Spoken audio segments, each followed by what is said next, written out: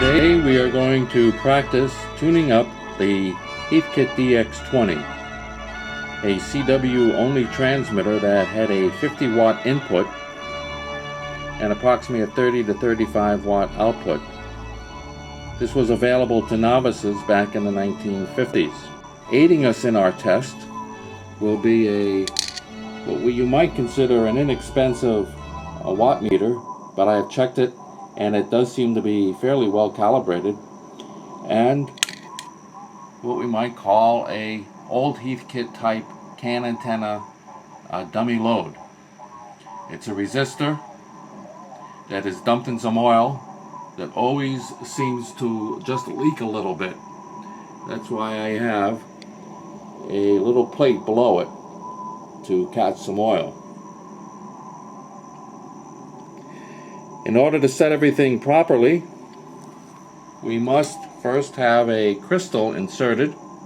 In this case it's 7152.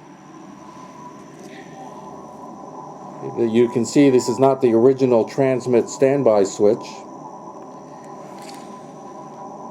This is the loading control, which we use when we tune up the transmitter in its final stage.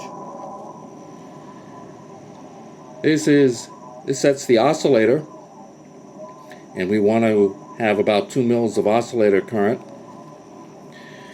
And this allows us to fine-tune to dip the tank circuit. Aiding us in our test today will be a Flex 5000, which is what you can hear in the background now, set to 7152. Probably the first thing we should do is turn it on, and we'll give it a little bit of time to warm up. The first thing we do is we put the transmit standby switch into transmit, and then we check to see what our grid current is. And I have previously set it up for 2 mils, but I'll show you how we adjust it. We go over to the oscillator section here. We turn this back and forth,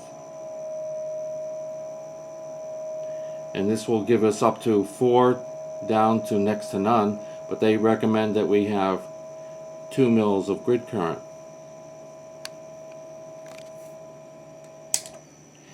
We make sure the band switch is in the 40 meter position,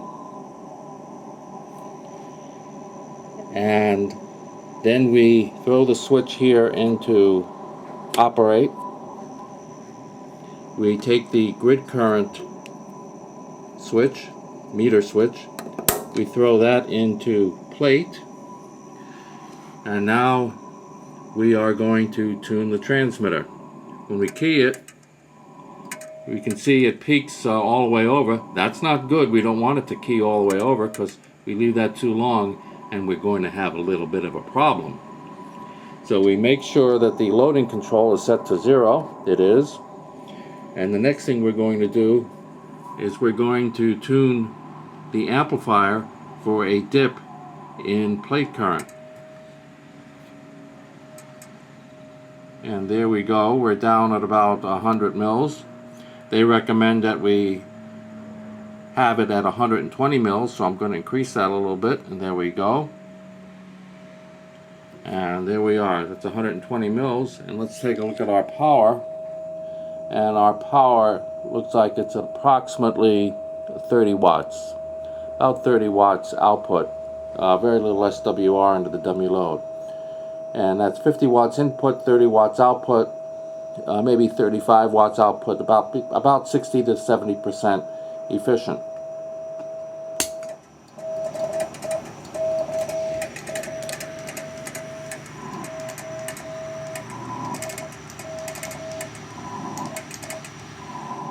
So that's tuning up the Heathkit DX-20. Maybe we'll take a look at its insides to see what it looks like inside. It looks like a very clean rig inside.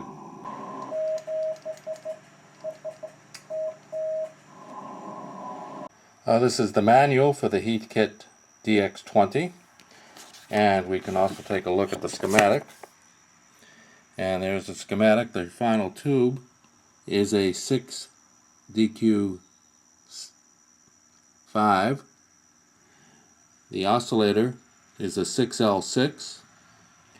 And we also have a rectifier, a 5U4. You can see there's not a whole lot to it. There's our oscillator tube, our final amplifier, output coil, tuning capacitor, and 5U4. Inside here is the oscillator coil. There's our 7152 crystal.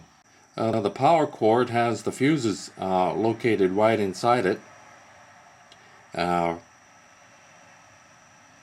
So the fuses are rather easy to get at. Inside we have our filter capacitors, our loading capacitor, variable capacitor, and our tube sockets. You can see this is a very, very clean and very simple design.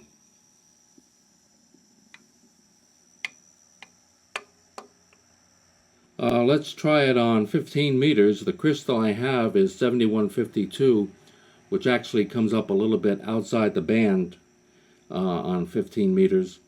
So what we can't do is put it up on the air. So we do have it running into a dummy load. So I'll put this into the grid position, and we'll hit the button here, and don't have too much there, but we need to get 2 mils of grid current. Let's get there we go. We've got our 2 mils, maybe a little bit more.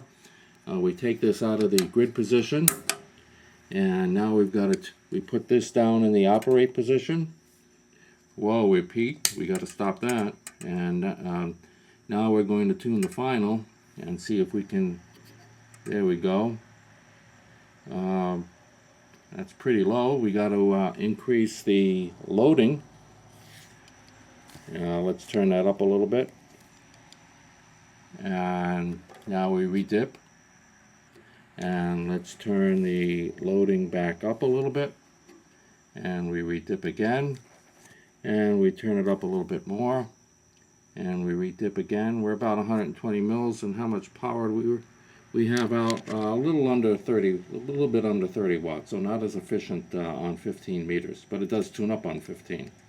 Well, let's see how much power we actually draw out of the DX-20. Let's turn the power switch on, and as soon as we turn it on, we're drawing about 38 watts. That's just the filament, so warming up.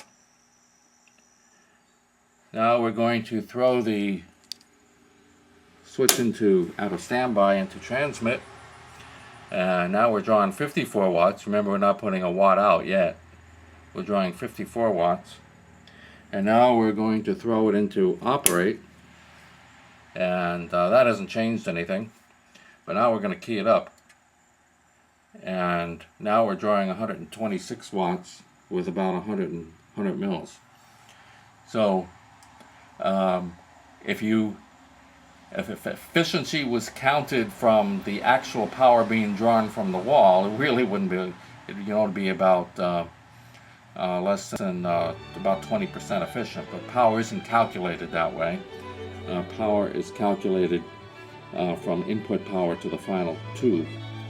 But this gives you an idea of how much power we actually draw from the wall. And we unkey it, and now we're down to about 54 watts. So even when we're not transmitting a thing, we're drawing 54 watts.